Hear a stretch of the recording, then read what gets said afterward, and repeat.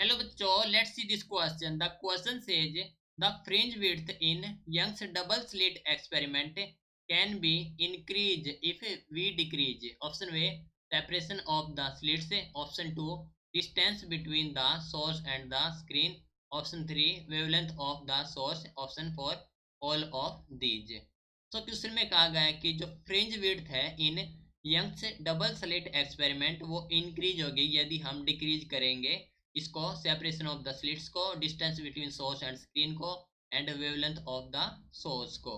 ठीक है, तो इस क्वेश्चन के लिए हमारा की कॉन्सेप्ट यूज हो रहा है, that is the Young's double slit experiment. Young's double slit experiment. तो basically Young's double slit experiment में क्या होता है, हमारे पास से दो स्लिट हैं, that is the S1 and S2 and एक सोर्स है ऐसे। तो यहाँ से जो सोर्स है लाइट प्रोड्यूस करेगा एंड इनको इल्यूमिनेट करेगा, एंड यहाँ से इन रे से एक स्क्रीन पर, दैट इज द स्क्रीन, इस पर एक इंटरफेरेंस पैटर्न क्रिएट होगा। तो यहाँ पर एक इंटरफेरेंस पैटर्न क्रिएट होगा। सो जो ये डिस्टेंस है बिटवीन स्लिट एंड स्क्रीन उसे हम कैपिटल डी से डिनोट करते हैं, एंड जो डिस्टेंस है बिटवीन S1 एंड S2 वो होती है हमारे पास स्मॉल डी। ठीक है, तो हम जानते हैं कि एज वी नो दैट जो फ्रिंज विड्थ होती है हमारे पास है, फ्रिंज विड्थ जिसे हम डिनोट करते हैं बीटा से, वो होती है हमारे पास से लैम्डा डी अपॉन डी।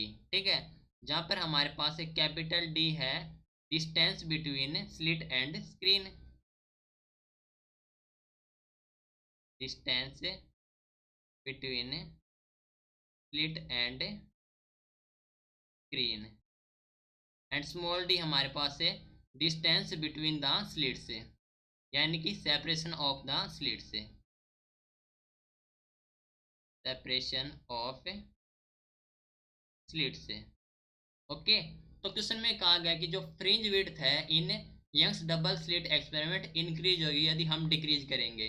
तो देखो जो हमारे पास है बीटा वो हमारे पास inversely proportional to the D के, यानी कि हम डी को डिक्रीज करेंगे तो हमारे पास से जो फ्रिंज विड्थ है वो इंक्रीज होगी। तो हम माने कि D that is the separation of slit से, तो किसको डिक्रीज करेंगे, हम डिक्रीज करेंगे सेपरेशन ऑफ द स्लिट से। तो हमारा हो जाएगा option number 1 is the correct answer. ठीक है, तो option 1 that is the separation of slit is correct answer.